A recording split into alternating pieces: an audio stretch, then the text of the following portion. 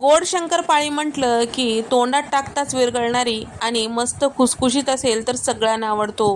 शंकरपाळी करते वेळेस बऱ्याच जणींना अडचण कुठे येतो तर शंकरपाळी जे आहेत कडक होतात किंवा तेलात विरघळतात, शिवाय त्याला व्यवस्थित लेअर सुटत नाही आणि खुसखुशीत होत नाही।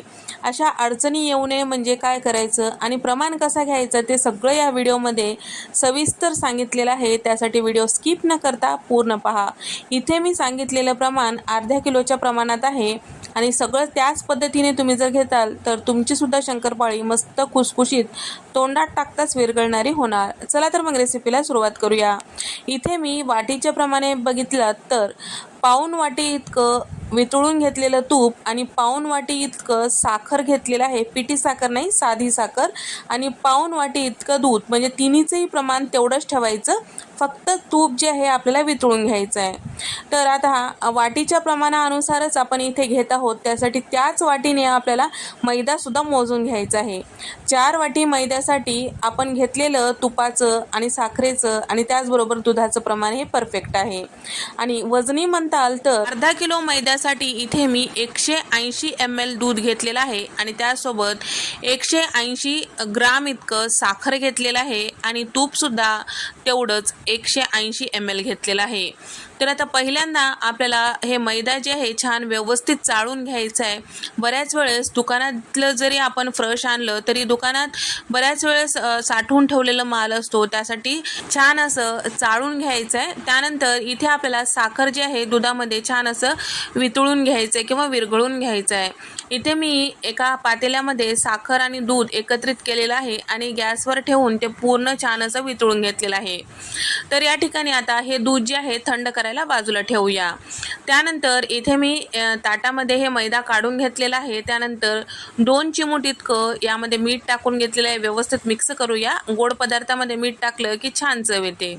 घेतलेलं तूप जे आहे वितळून घेतलेलं होतं पण घट्ट झालेलं होतं, त्यासाठी एका पॅनमध्ये त्याला छान कडकडीत गरम करून घेतलेलं आहे आणि कडकडीत गरम केलेलं तूप जे आहे या पिठामध्ये टाकून घ्यायचं आहे। पिठामध्ये या पद्धतीने कडकडीत तुपाचं मोहन लावल्यामुळे पीठ हलकं होतं आणि त्याचबरोबर आपले जे शंकरपाळे हे छान खुसखुशीत होतात। त्यासोबत इथे आपण जे दूध गरम केलेलं होतं आपण बोटाने टच करू शकतो इतपत हे थंड असायला पाहिजे, त्यावेळेसच आपल्याला पिठामध्ये थोडं थोडं करून मिक्स करत राहायचं आहे। गरम दूध असेल तर टाकू नका, नाहीतर शंकरपाळी जे आहेत बिघडू शकतात किंवा कडक होऊ शकतात। या ठिकाणी थोडं थोडं घेतलेलं दूध टाकून छान असं पिठाचा उंडा इथे तिंबून घेतलेला आहे। जास्त हे तिंबत बसायचं नाही किंवा मळून घ्यायचं नाही, एकत्रित पीठ करायचं, लगेचच शंकरपाळी लाटून घ्यायचं आहे। कारण यामध्ये आपण तुपाचं मोहन टाकून घेतलेलं आहे किंवा तुपाचा साठा टाकून घेतलेला आहे, परत ते घट्ट होतो, पीठसुद्धा घट्ट होतो, लाटता येणार नाही। आणि यासाठी इथे मी लगेचच एक उंडा तयार करून घेतलेला आहे। आपण दररोजच्या चपातीसाठी जेवढा उंडा घेतो त्यापेक्षा दुप्पट घेतलेला आहे। आता या पद्धतीने पेड्यासारखं आकार देऊन घ्यायचं आहे, त्यानंतर लाटून घ्यायचं आहे। आकार कसाही आता या पातीचा आला तरी काही हरकत नाही, कारण आपण कट करून घेणार आहोत। तर या ठिकाणी या पद्धतीने गोलासहित हे लाटून घेतलेलं आहे। आपण हे पीठ घट्ट ठेवलेलं आहे त्यामुळे याला चिरा जाऊ शकतात, काही हरकत नाही, कारण या पद्धतीने चिरा गेलं तरी आपण याच्या कडा कट करून घेणार आहोत। तर इतपत मी अर्धा सेंटीमीटर इतकं जाडी असेल या पद्धतीने हे पाती लाटून घेतलेली आहे। आता कट करून याला शंकरपाळ्याचा आकार देऊन घेऊया। तर बऱ्याच वेळेस काय होतं, शंकरपाळी जी आहेत व्यवस्थित असं प्रमाण न घेतल्यामुळे शंकरपाळी तेलात विरघळतात किंवा ते कडक होऊन बसतात। तर या ठिकाणी जेव्हा आपण गरम दुधामध्ये साखर टाकून घेतलो होतो, तसंच जर गरम दूध तुम्ही पिठामध्ये ओतून घेताल तर शंकरपाळी कडक होतात आणि प्रमाण चुकू शकतो। त्यासोबत जेव्हा आपण तूप जे आहे वितळून न मोजता घट्ट तूपच मोजून घेताल तर साठा जास्त होतो आणि तेलामध्ये शंकरपाळी विरघळतो, हेही कारण असू शकते। आणि बऱ्याच वेळेस काय होतं, शंकरपाळी जोर देऊन पीठ तिंबून घेतल्यामुळे त्यामधले लेयर्स नाहीसे होतात आणि शंकरपाळी कडक होऊ शकते। तर या ठिकाणी इथे तुम्ही बघू शकता या पद्धतीने मी शंकरपाळी कट करून घेतलेले आहे, जास्त मोठेही नाही आणि जास्त छोटेही नाही। तर याच पद्धतीने सगळे शंकरपाळी जे आहेत आपल्याला छान असं तयार करून घ्यायचं आहे। तर या ठिकाणी 2 पातीचे किंवा 2 हुंड्याचे मी इथे शंकरपाळी तळून झाल्यानंतर लगेचच तळून घेणार आहे।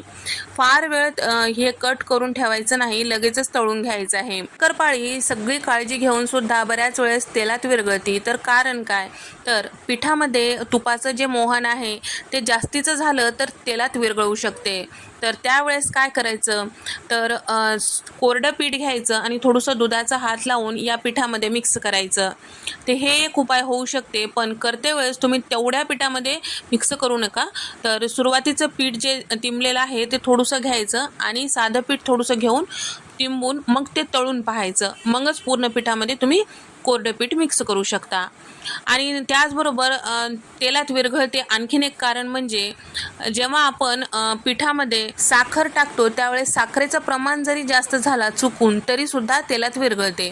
तर साखरेचं प्रमाण जरी जास्त झाला, थोडंसं कोरडं पीठ घ्यायचं आणि जे बिघडलेलं पीठ आहे ते थोडंसं त्यामध्ये टाकून थोडं दुधाचा हात लावून मिक्स करून परत तळून घेऊ शकता. पण आहे त्या सगळ्या पिठामध्ये टाकायचं नाही, हे सुद्धा तुम्हाला सांगत आहे. तर हे उपाय आहेत तुमची जर शंकरपाळी बिघडल्यास. तर त्याचबरोबर इथे मी सांगितलेल्या प्रमाणानुसार तुम्ही जर शंकरपाळी करताल तर तुमची शंकरपाळी अजिबात बिघडणार नाही. तर तेलात टाकते वेळेसुद्धा शंकरपाळी तेल जे आहे अति कडक गरम असू नये आणि त्यासोबत अगदी कोमट गरमसुद्धा असू नये. हे सुद्धा एक उपाय आहे. बऱ्याच वेळेस घाई गडबडीमध्ये जास्तीचं तापलेलं जर तेल असेल तर त्यामध्ये शंकरपाळी टाकतो, त्यावेळेस व्यवस्थित तळल्या जात नाही आणि शिवाय वरच्या साईडला तळल्यासारखं दिसतो आणि त्याचे लेअर सुटत नाही आणि त्याचबरोबर पाहिजे तसं शंकरपाळी तयार होत नाही. त्यासाठी मध्यम तेल गरम असायला पाहिजे आणि ज्या कढईमध्ये आपण हे शंकरपाळी टाकत आहोत प्रमाणापेक्षा कमी टाकायचं. म्हणजे मोठी कढई आहे म्हणून जास्तीचं त्यामध्ये टाकायचं नाही, व्यवस्थित तळल्या जात नाही किंवा व्यवस्थित फुलल्या जात नाही.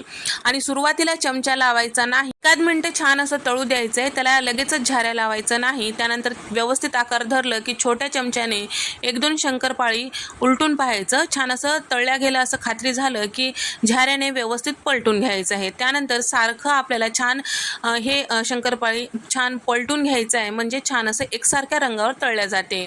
आणि कमी गॅसवर तळायचं, मोठा गॅस करायचं नाही. तर हा व्हिडिओ आवडला असेल, यामध्ये सांगितलेले एखादा टिप्स जरी आवडला असेल तर व्हिडिओला लाईक करा, चॅनलला सबस्क्राईब करा आणि तुम्हाला हा व्हिडिओ कसा वाटला कमेंट करून सांगा.